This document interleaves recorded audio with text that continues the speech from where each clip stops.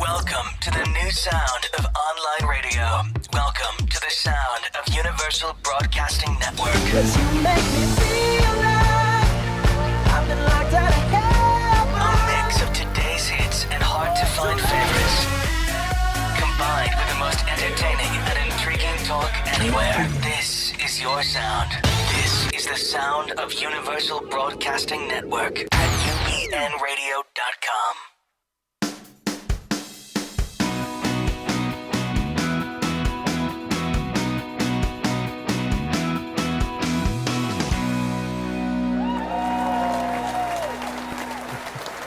All right. Welcome to the Richard Listens show. I'm Peter Sobey, the host of the show, and to the left of me, or for you watching, is the doctor himself. The doctor is in, 5 cents a client, Richard Oelberger. Thank you, Peter. Bring it. Actually, speaking of that, Richard, how is it that Lucy was able to charge only 5 cents for each client? Well, she probably had a volume-oriented business going on over there. Right. I wonder or if she some had repeat customers. I think Charlie Brown got pretty... See the one who missed the football? Yeah. But she's the one who always made him miss it. So well, she was creating her own clients. You know, there was some ethical considerations there. Right. You know. That's interesting. We've never talked about peanuts here on the show. Don't want to throw Charles Schultz under the bus, but... Right. I guess that'd be like you going out and, you know, making some athlete do really bad on a particular day and then calling the next day saying like, hey, do you need some counseling for your bad performance last night? Yes. You make jest, but this is a very serious consideration for us in our profession, how to do so ethically and the do no harm clause. Oh, wow. I didn't even realize that. Yeah. Like you're being serious right now. No, absolutely. Even being on the air right now, you know, we really have a job to educate people and bring forth guests and information that's relevant and educate people and not to steer them in the wrong way. And hopefully to open up conversation and discussion. Oh, whoop. Yeah. That's me. I'm sorry. So, yeah, I'm echoing in the background. But that is very important that we try and be as authentic as possible. And when we do learn something different or it's pointed to, our attention, that there's something we don't know, that we make an effort to correct it. Even in the realm of sports, as I was taught this weekend by my 7-year-old when I created a soccer drill that doesn't exist. He informed me that drill might actually harm children. I took it under advisement. Wow, that's amazing. So you don't know who the messenger is going to be. And I was just looking down a lot because we are not only on ubnradio.com right now, but we are on Facebook Live. And that's something we've actually been doing every week, but we really haven't fully embraced it. So all of you out there, if you're watching this, you can watch it on Facebook Live, but you're ironically watching it right now.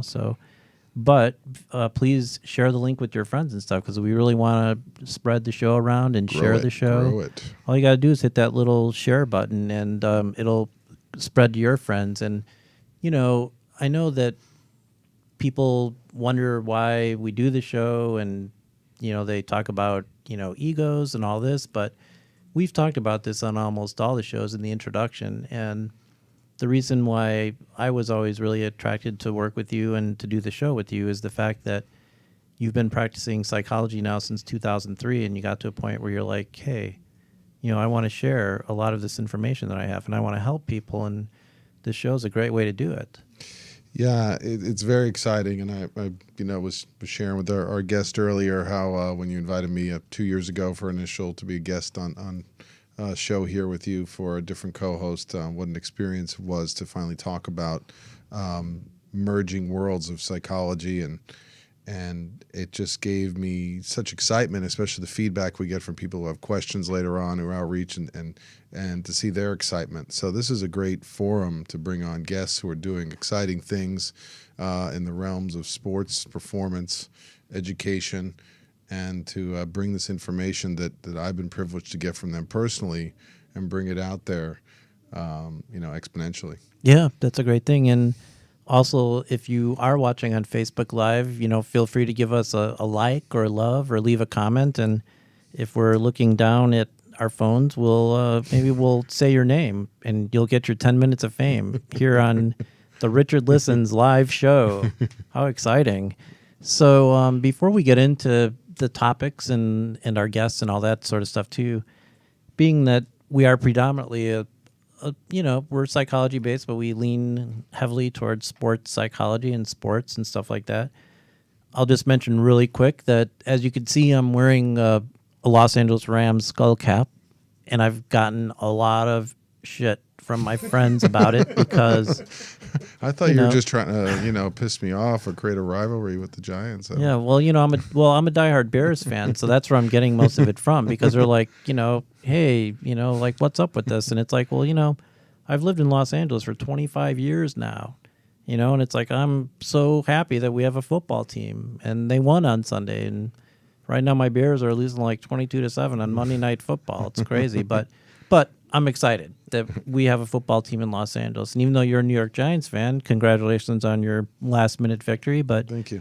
You got to say there's some excitement about having our team, There is some excitement. Right? You know what? I was not here in L.A. when the Rams were here, or any of the history. I only, know briefly pieces about, Eric Dickerson and about the move down to Anaheim. Can't even quote dates correctly or how that must have affected Angelinos. And I know the Raiders were here, and the love-hate relationship has developed there. But over the radio, hearing the excitement as they closed out a game versus perennial powerhouse, the Seahawks, you can't help but, there's you can't be happy for the people and the kids that now have something to pull for and to watch on Sundays.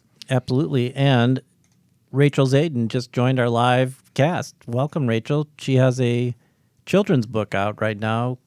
I forget the title, but it's like Klaus Cloud. Pretty good. That sounds right. That she just released. It's got a different title. It's like Klaus Cloud and something. So maybe she'll leave a comment with the name of it and go to Amazon and look for her book. Here. But that's exciting. Maybe she'll come in and read to our audience sometime. Hey, what's actually funny? Like, I was joking before the show that we could say that Rachel has joined the show, and it could be one of like 30 Rachels we know, and our first live guest was Rachel.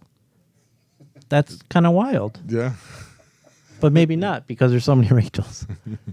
Okay, so we can go on and on about it, but we're happy to have the Rams. We're happy to be on Facebook Live. We're happy to be here on UBN TV Radio. And so our topic today is it's an interesting topic. As you know, like every week we do a feature here on Richard Listens called the Richard Listens List of 3.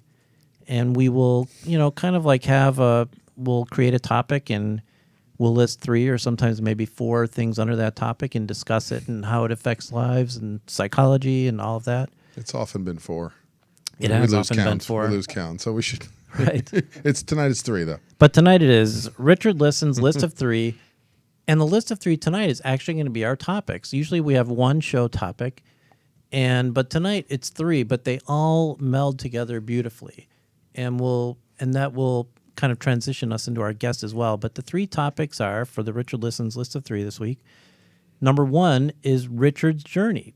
Our very own Richard Oelberger here. He's on a journey to play basketball, and we're going to talk about that in some great depth. And I want to peel some layers away so we could really get to the heart of the matter and hopefully inspire people and motivate people. I'm ready. Dave had me slicing onions before. I'm ready. And our second topic is your second life as an athlete. So it's kind of like about being an adult athlete and how do you tie that in with family, with work, with children, with whatever else. And I mean, there's a lot involved with playing competitive sports as an adult. And the third topic the third of the Richard Listens List of 3 is training and motivation. And we're going to kind of talk about Richard's training for his journey. And more importantly, that leads us into our guest, who actually is a trainer. So if you would be so kind, Dr. Oelberger, to introduce tonight's guest. I would be honored.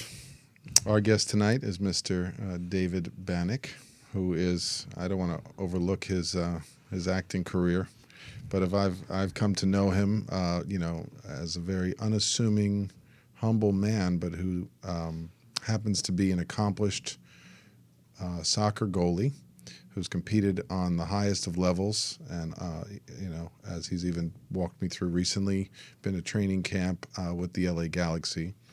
And he has competed in multiple international competitions, such as the one I'll be trying out for. He's also a celebrity trainer and one of the partners behind Studeo, which is a concept I am just now in the last month becoming really acquainted with, a wonderful personal training gym and team, which approaches training in an entirely different practical way, and where they really, pull you into their team and inspire you every step of the way in creating realistic goals and expectations for transformation. So without further ado, Mr. David Bannick. Welcome, Dave.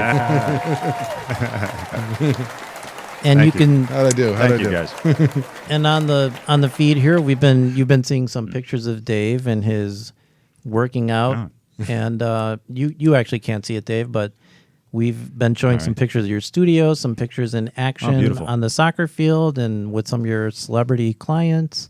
Great. And so I like yeah. that one where he's diving like 12 feet to make the save. Do you Yeah. remember that photo? Yeah, but I'm sure it was a save. I'm sure it was a save. Yeah. I don't post goals. I'm sure it was a save.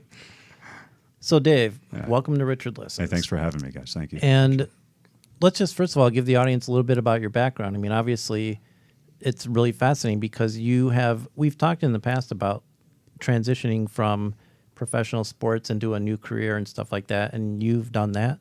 And, when we get more into the topic of, competitive athletics as an adult, you've done that, you're doing it. And when we get to the topic of training, you're doing that. So maybe just give us like a little brief history of David Bannick time. Right. Yeah. I mean, I've been an athlete my entire life. So 49 years. It's hard to make it brief. But upon realizing that there weren't many American players playing professional soccer when I was in my prime, coming back from France, I started personal training at the very front wave of personal training. I was very fortunate there. A buddy of mine by the name of Pat Menachia is one of the foremost trainers in the world still. He hired me as his first trainer to assist with him because he was busy, and so I started out with some mega clients at that time, which really helped out a lot. Ultimately ended up with my own private training gym on 43rd and Madison, and I did that for a couple of years, and then ended up my life took another path, and I ended up out here. So and some of my clients at that time, even now, were bi-coastal. So when I saw them out here, I just resumed my business. But it was a pretty natural transition.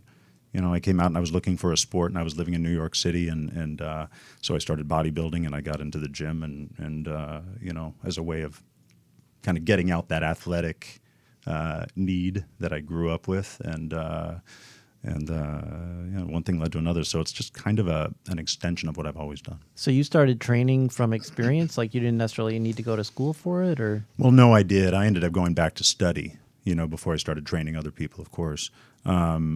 But once I started to get into it, once I got into it as an athlete, then I was. I ended up going back to study. That's just a little, we got the Facebook Live feed on here, and one of our phones just kind of went off on that. But that's the fun of live TV radio.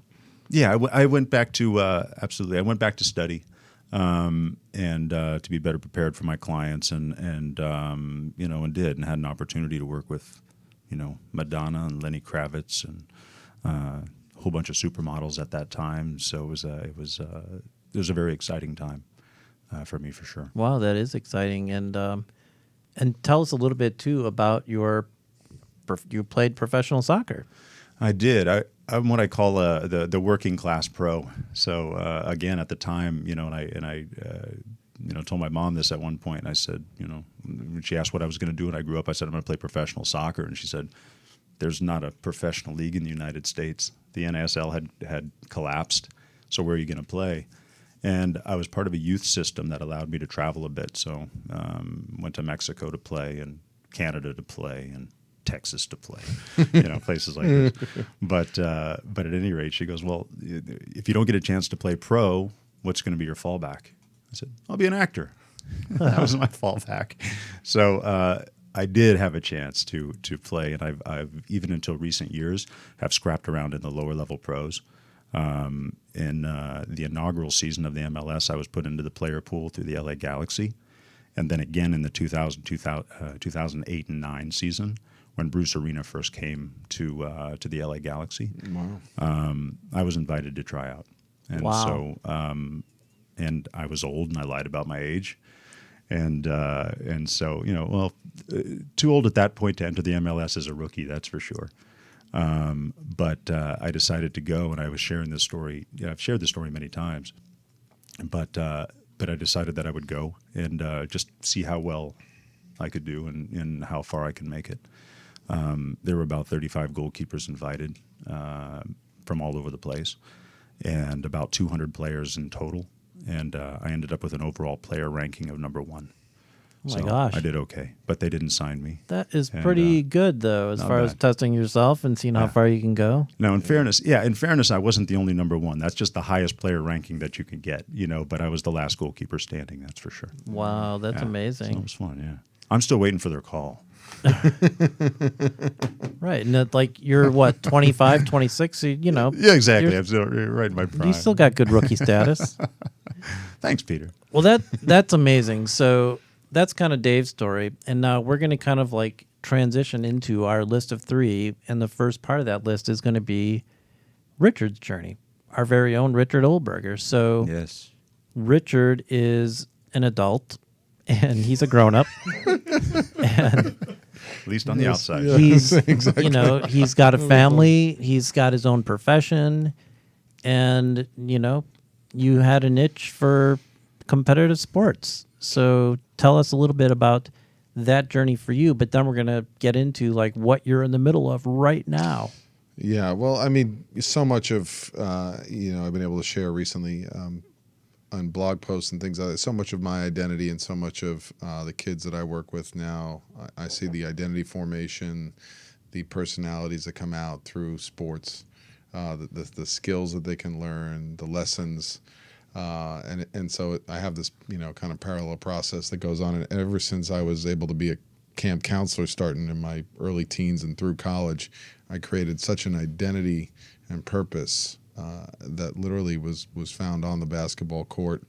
And I can remember those first, feelings of accomplishment of being able to make a layup and then, being included amongst an older group and amongst, college age people. And speaking of feelings of accomplishment, really quick, Jesse Osher has said, "Awesome, so cool."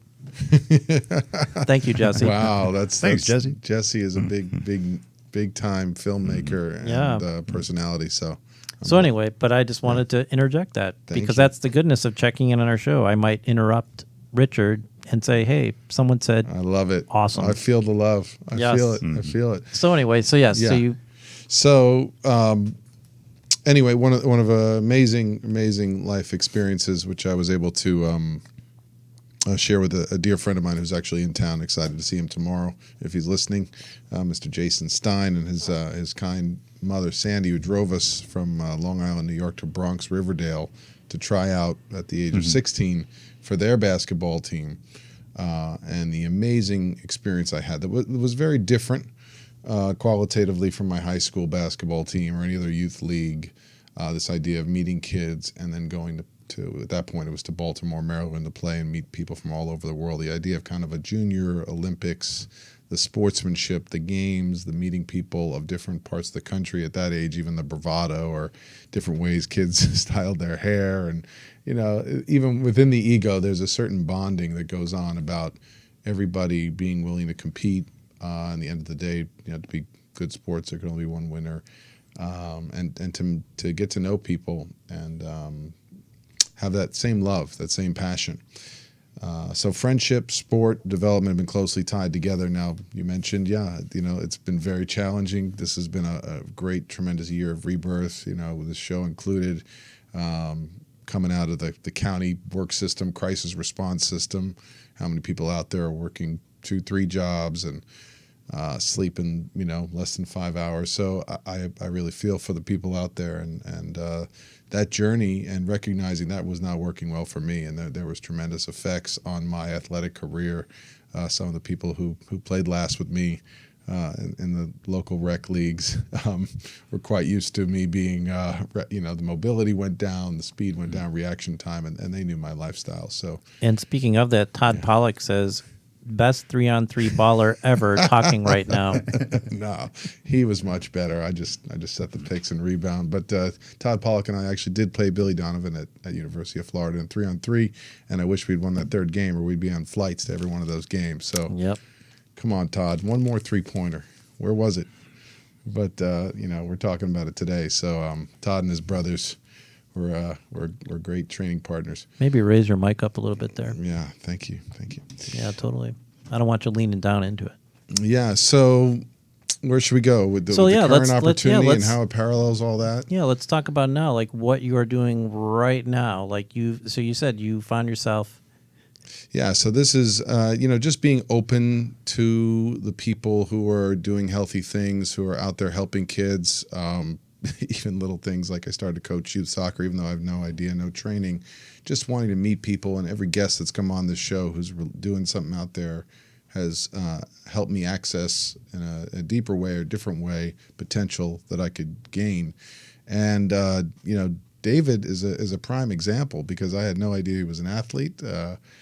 And really had no idea what he was doing, but I saw him mentioning about Studeo, and as I got wind that there was actually a basketball team 35 and over, and maybe the parallels of our own Olympics that just came up and passed on, there's this excitement there. There's things I want to get back to from 16, 17. There's things that are still very much alive within me and the people that I want to help. Which are athletes and experiences I still want to put myself through to reach new goals. And can we actually say, Jarvis, do you have one of those pictures of Dave with his weights over there? So we're going to put this up. Richard actually said that when he first met Dave, he did not realize he was an athlete. And he wasn't standing. I want people to in the weight rack. This is not where I met him. That's true. That's not where you met when people see this photo, it's like, okay, I have no idea this cat's an athlete. Look at this picture. This is the one of you. There it is. You're like holding up the big heavy weight. Right. So anyway, so athletic type. No Photoshop. idea. Photoshop. Yeah, it was all Photoshop. No idea this guy was an athlete here.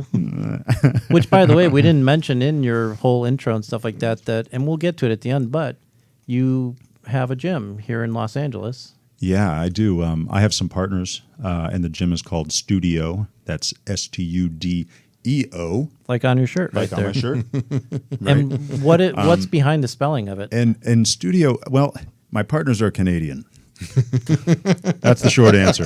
Well, that That's can the mean a short lot. answer. That can mean a lot. Yeah, I mean, historically, I'm sure that there's a good answer for it. I don't have a great answer for it.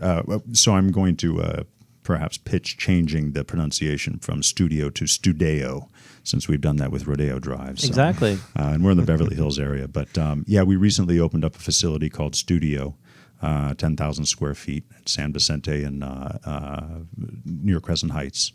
And it's a world-class training facility. And I think Dr. Richard can attest to that because I finally got him in there.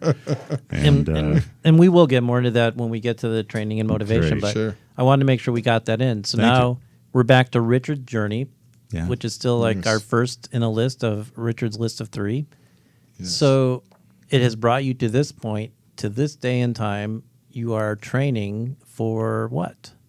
Yeah, so there's when I found out that there was a 35 and over team that will actually play an international competition this summer. I was directed to the tryout, which happens to be this weekend in any of my friends out there in Kansas City, Missouri. So we will be there this weekend trying out for the 35 and over team, which would actually go and play this summer internationally in competition. and in Israel. In Israel, That'd be like a dream come true. It's a dream come true. Yeah, a place that I really grew up and spent a junior year abroad and loved it. And and being there and going to play in the gyms and you make a nice shot and everyone stops and kind of applauds for one another was very different than New York playground ball where you might get a forearm shiver after you make a shot. So this 35 and above league, and what you would be playing, is it the Maccabee Games? That's right. Yeah, it's called the Maccabee Games. There's national Maccabee organizations, I understand it, and international. As our guest next week, who also was a former participant, will be, and David, learning that he's also been a participant and walked this journey before and been out there. The excitement kind of grew in the conversations of wow, you can actually, here's what you need to do to prepare, and then from there the whole journey of you can't control past that. That's all I can do is show up and for this tryout. But the excitement of what it would look like to be there with athletes from all over the country and other parents and dads, doing things to make the world better and to bring that voice. Right, and it's an exciting journey. You've already blogged about it once, and we'll get another blog into all of your thousands of followers this week so that they can see kind of what your mindset is as you're heading into traveling for this weekend to go to your tryout in Kansas. Not to make you nervous, Richard, but it is the third largest sporting event in the world, Is it behind the Olympics and the World Cup. The Maccabee Wow. Games? It is. Wow, even bigger than like Paralympics and Special Olympics? As it turns out. Wow, bigger that than the is Pan Am something. Games. Yeah. And speaking of the Paralympics, really quick, you know how we mentioned quad rugby last week on the show? That there's That's like right. You're still not allowed to tackle me. It's just- But there was like it did. I think it was from the Lobbying for Paralympic that. Games, like this weekend. Oh. A quad rugby play made SportsCenter's top 10 plays of the day, I saw which was that. crazy. It was like a pass all the way down court, and the guy scored. I think China actually beat the U.S. if I'm correct. Well, I think that made the U.S. win. Oh, really? That goal, okay, yeah. Maybe that's why it's on But anyway, SportsCenter. but still, it was pretty crazy. That quad rugby made Controversial. SportsCenter. On a weekend Yeah. where you have football and baseball and all the excitement of that, the quad rugby made SportsCenter's top 10 plays. That was pretty cool. Yeah. That's awesome. Thanks for sharing that. Yeah. Yeah, totally. I should have brought a video of that because we didn't have any videos today, but that's okay. Yeah. Be cool to be there next year. Yeah. So now we're going to transition to the second topic on the Richard Listens list of 3, and that is your second life as an adult athlete, or as a grown-up athlete. I'm just skating around. We talked about this earlier. I'm skating around calling it adult athlete because I don't want it to be associated with like adult entertainment or something like that. But anyway, what I think is really fascinating, hold it in, Jarvis, hold it in. No, there's a joke in there somewhere. What's fascinating to me, and which hopefully both of you can kind of expound on to our audience here, is kind of peeling away the layers a little bit. When you are an adult athlete, unless you're a trust fund baby or something like that, you're dealing with family, job, if you have, other activities like spirituality or religion, like being an athlete almost comes 5th or 6th on your list sometimes. So tell us a little bit about what that side of the journey's been like. Like, you've got this dream, Richard, of playing basketball in Israel, but it's not as easy as just saying like, okay, I'm going to do it. Yeah. Well, I think, the first thing was that, I came into this year and I know a lot of people, it's really tough to break from the demands. And this year was really about if things were going to change, if patterns, if family patterns, if the way I was feeling was going to change, I had to make commitments to goals. And I had to identify some processes that might help that facilitate that. And so trusting in, talking about spirituality, trusting in, the spiritual process of meeting people that want to help you meet goals and that have done it before, and meeting some really amazing people that also have families and are also balancing a ton of responsibility. It's kind of like I'm trying to play up to people who are real leaders, and they may not be the ones who are taking a lot of Vegas vacations or doing some other things that that they're pushing the envelope on a lot of different levels. So, I'm thankful for that. But this has been, something I can't do on my own, something I have to, at every step of the way, include,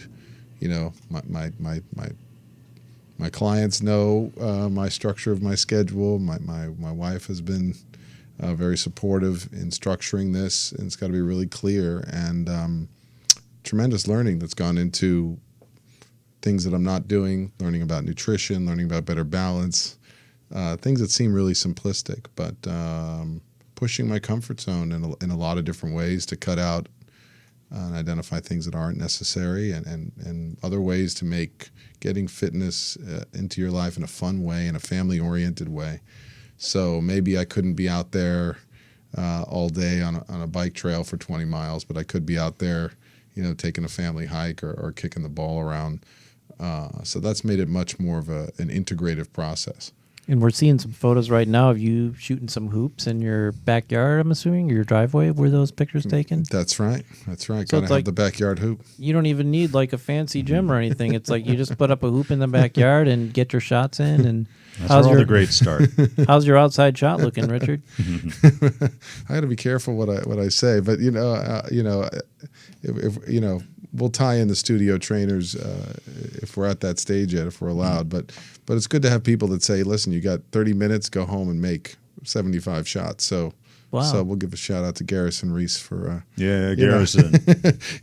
And because you got to make boy. do. Sometimes there's a neighborhood park. Our local elementary school opens up their gates on the weekend. They've got a couple hoops. Yeah, so I think the Diva gym membership guy and me, professional, have to pack a bag and find the gym and drive there. Yeah, there's a lot of time that gets lost there, and that just hasn't been realistic for me. So it's making do with what's in my environment, what's nearby, doing a whole lot of walking and biking and doing as much as I could out of the home on a daily basis, and trying to invite as many people on the journey as possible. So I hope the jump shot is better than where it needs to be. And, all right. And that it's the vision is clear. That's what matters, And I want to get Dave's take on this whole thing too. Now we're looking at a picture of you training at the studio, or soon to be Studeo Gym. That's right. But before we get into Dave's thing, I just want to mention. I see that Alex Brito and Alan Rubin have joined the show, and Alan says that he wants a Vegas vacation that you mentioned. He's busy teaching nunchuck classes. Yeah, I have a feeling he's had a couple of Vegas vacations in his lifetime. And of course, like we're touting Dave and his big muscles. It's like, I don't know if there's bigger muscles than Alex out there, Yeah, Alex is a big boy. Yeah. And he can do some box jumps. Yeah. He inspired me to do some box jumps. Wow, there you go. Yes. Yet more inspiration. Who would think that would be so terrifying to jump up in the air on a foam platform, but it was. And I also want to say, I know it shows that we have a lot of other people listening, and if I haven't mentioned your name, it's nothing against you. It's just that our internet here is so slow. We're only getting like sporadically who's kind of watching. So if I haven't mentioned you, I have nothing against you at all. Thank you for watching and stuff. But the names that do pop up, I've been mentioning because it's kind of fun. It's not because they don't like the Rams. Exactly. Yeah, it's not like they're making fun of me for going from the Bears to the Rams. Maybe they should congratulate me after tonight's game. But anyway, Dave, you're also dealing with, just like Richard, you've got your own business. You've got a family. And you're a adult athlete. How do you figure all that out? Well, I have the most understanding soulmate in the world, first of all, which is awesome. Wow. But for me, it's not a second life. It's a continuation of what I've always done. Good way to put it. Right. So, with barely any interruption, I continue to play almost weekly, a little bit less now. So we have a family and all of that. And then training is just an extension of my athletic youth, as I mentioned earlier. But it does become more and more challenging to be able to get away to play in big tournaments and to be able to dedicate that kind of time. I think for me, I can a little more justify it a little more easily because again, I'm in the fitness game and still so deeply immersed kind of in the world of soccer here. Right. And Before we get into the third topic on the list, which is training and motivation, and I just want to let everyone out there know that I'm kind of saving that for last because I really want everyone to take away some really strong stuff. But I actually kind of will transition into it now because, lo and behold, we only have 15 minutes of show left. And I want to make sure that we give them a lot to walk away with. But the first Say thing... Say it ain't so. I know, it's crazy. But the first thing that, Alex Brito says, Rich for MVP. So there you go. Let's make the team first. Okay, let's. And also we got a shout out from Rahel Roded Tenenbaum, excuse me. She's in Vegas. Look at Yeah, that. and We got she's our like, Vegas "Hey, vacation. We live this Vegas vacation. Please visit." Wow, look So at that. Thank you, Rahel. I can have both. This is incredible. Why choose? Why choose? It's kind of fun watching the people check in. And like I said, if you're leaving a comment or you checked in and we haven't said anything, it's just because we're the stream is kind of slow here, so we just get it sporadically. But anyway, what you guys have just both talked about in your own personal journeys and experiences with playing sports at the advanced age of 35. Yeah, thank you, Peter. Plus. Is okay.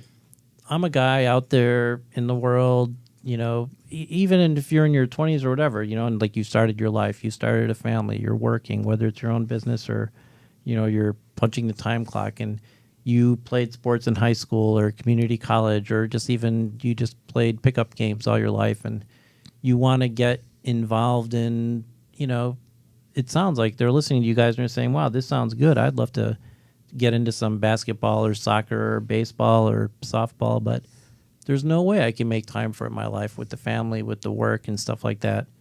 So maybe starting with you, Richard, like what advice do you give this person to say, stop, take a look at things, and this is how you can conceivably do this? Yeah, it's a great question. I mean, if you're somebody who's already high-profile performer, already in the gym all the time and looking for more, I would hope, and if they're nearby and can get for a tour of studio, I get nothing from it, but it's been a fabulous, fabulous journey to be in a place where they actually help you prepare drills that are relative to the activities you want to do. So I'm actually, doing things that athletes do as opposed to going to the gym feeling really kind of helpless and just trying to pick up off somebody else like Dave, who's lifting a lot of weights and hoping I'm doing it the right way and not hurting myself, which is a big concern for a lot of family members. But, there's a great book out there called The Compound Effect, which I refer to quite frequently, which is, start doing something small. These big commitments, huge changes are really intimidating. But, getting out there. That's good advice. Yeah, small changes. Take that one extra. If you can't do a mile, walk a quarter of a mile after work, especially if you can with your significant other. Get out of your car before going in the house and just try and move a little bit. Feel, let yourself take in a little bit of, especially in Los Angeles, time outside the car, time moving your limbs, breathing, really, tracking your breathing. And if you can, identify little things you can do with your family that are fun, nice. I mean, there's so many beautiful parks. It doesn't have to always be being active, just rolling around on the grass.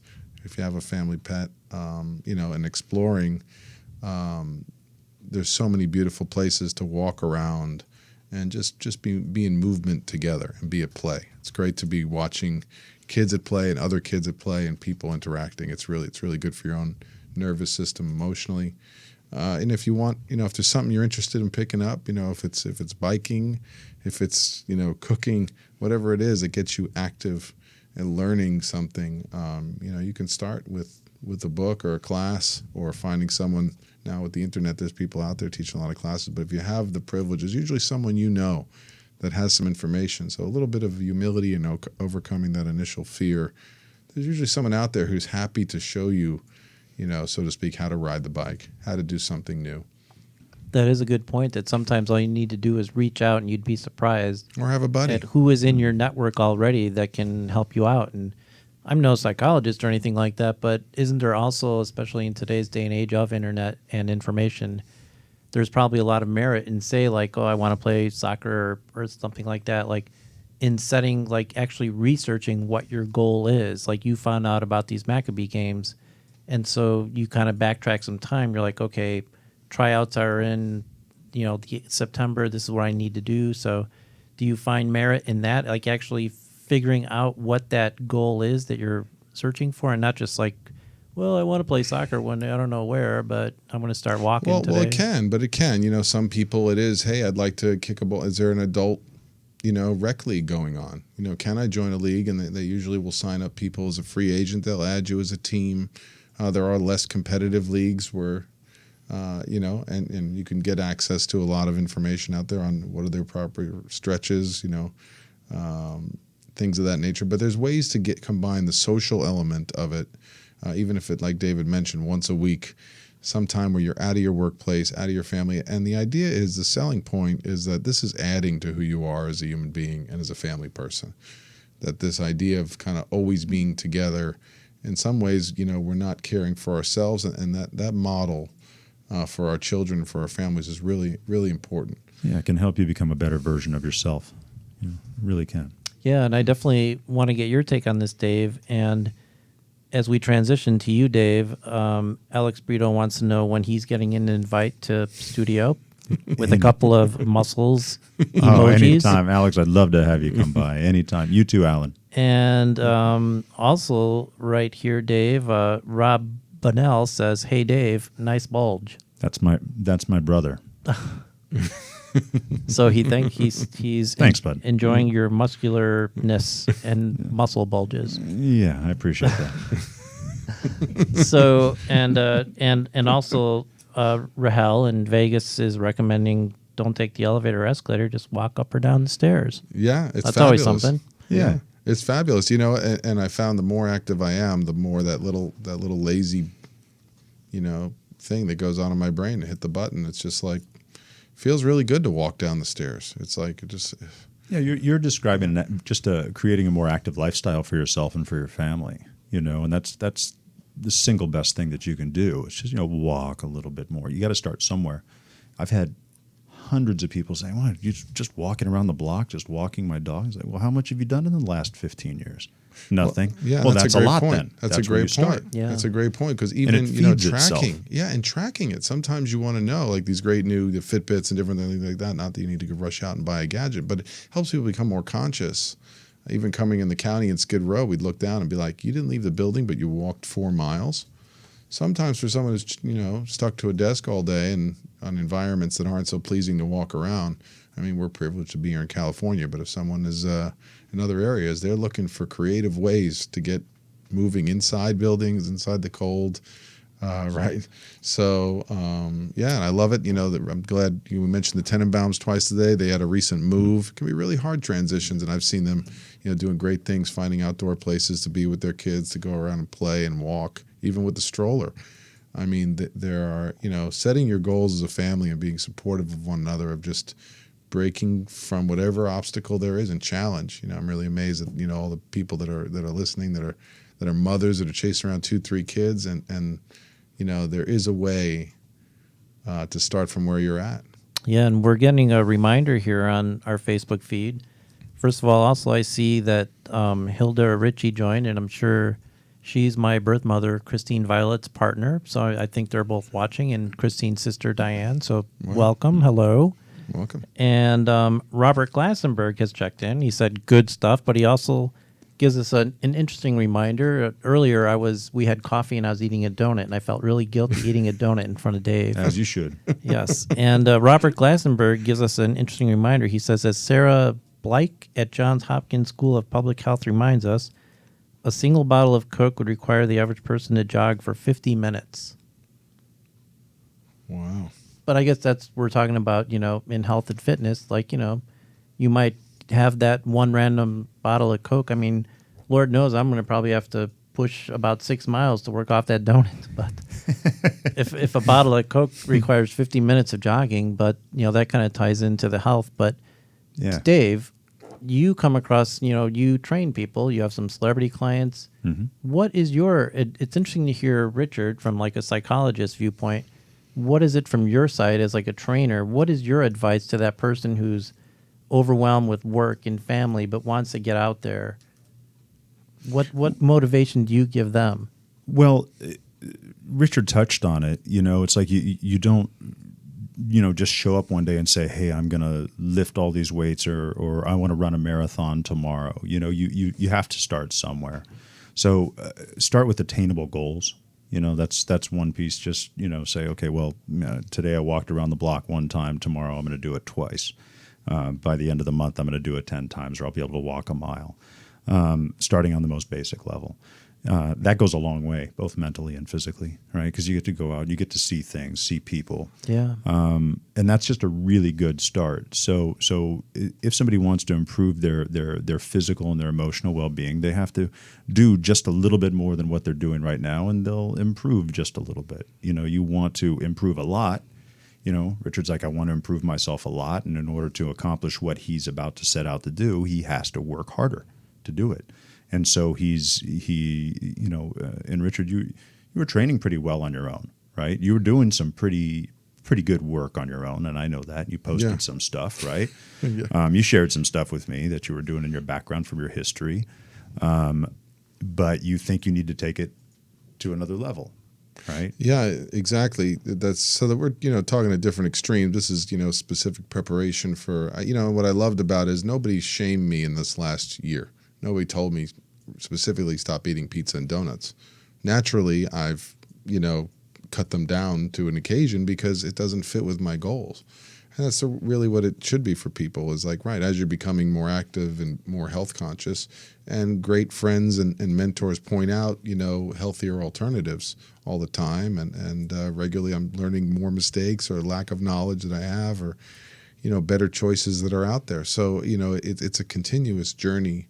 And although, Dave has been a bodybuilder, but he never said, you need to be like this. This is just, I'm trying to get to be the healthiest version of myself. And that includes being the happiest. So if it means after this tryout that, we celebrate, win or lose with a donut, if that makes us happy because we're connecting and reflecting on this great story and experience, that's I think what normalcy is. And everyone's got to find out what their version is. But there definitely came that point where I was like, help. There's only a certain amount I can get on my own, and having the ability to prepare to visualize yourself showing up for something like, a marathon or something huge at that level and having people who've done it. So accountability partners are great. If you can meet someone who's a trainer or someone that you feel really understands you as well and gets your goals and is willing to support you. There's been no part about the training for me that's been like, this intimidating negative voice, in my head. It's all been very welcoming and supportive.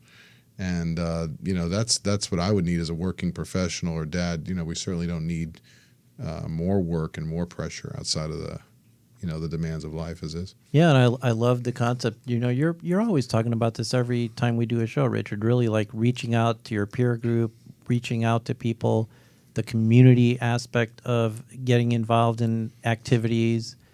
And I think that's brilliant. And we only have a couple minutes left to the show. It's crazy. It seems like there's so much more we could talk about. But basically, since we only have literally 2 minutes left, I want to pass it to you just for a moment, Dave, and let people know. We'll have your contact information up on the screen, but just let people know if they want to reach you or reach out to you. Great, guys. Yeah, we're at, you can find us at studiogyms.com. That's studio with an E, gyms.com. So STUDEO gyms.com. And I'm David at studiogyms.com. Great. And then you're on Instagram as... Instagram is Dave Bannick. Dave Bannick. And and Facebook, David W. Bannick. Yeah, and they could see it on the screen there. And yeah, so, if I'm sure Dave would love to hear from you if you had a question for him or wanted to get involved in the Studio Gyms. And just real quick, to Robert Glassenberg's point and your guilt about the donut, Peter, they'll put you on the bike. It's at Studio or Studeo, and they'll say ride 20 cows. They don't say for 5 minutes. Interesting. They don't say a Right. height or elevation. Right. Ride 20 cows, which sounds innocuous. You know? Yeah, we've done that one or two times. Where that donut was 325 calories, and we're like, okay, well, ride 325 calories real quick, and let's see if that donut was worth it. Yeah, no doubt. That would definitely make me think twice about, well, it's only the donut I've had like in 3 Oh, weeks, but 20 calories on that bike, and you'll be rethinking that donut. yeah. So anyway, we do need to get wrapping up. I just want to let people know we're usually here every other Monday, but we are going to be here next Monday. Richard, it's going to be exciting. You're going to be coming straight to the studio from the airport. We're going to get to hear all about his experience in Kansas City and trying out for the Maccabee team. It's going to be very exciting. Make sure to go to the Facebook, to facebook.com, Richard Listens. We're going to post the blog this week as he's getting ready to go. And next week's show, our guest is Matt Lefferman, who has played in Maccabee games. But we're going to hear about how the experience was for you. And especially if for some reason you don't make the team, it'll be interesting to hear like how much you will still pursue your athletic endeavors. Definitely. So anyway, we're out of time. Richard, let the people know how to reach you if they'd like. Again, Facebook, Richard Listens, and www.richardlistens.com, and Twitter @RichardListens. And Got a thing going. Yeah, and I'm at Twitter, Peter Sobey, and Instagram, Donut Spirit. And don't change it now. Yeah. So thanks for tuning in to Richard Listens this week, and we can't wait to see you next week. Thank you.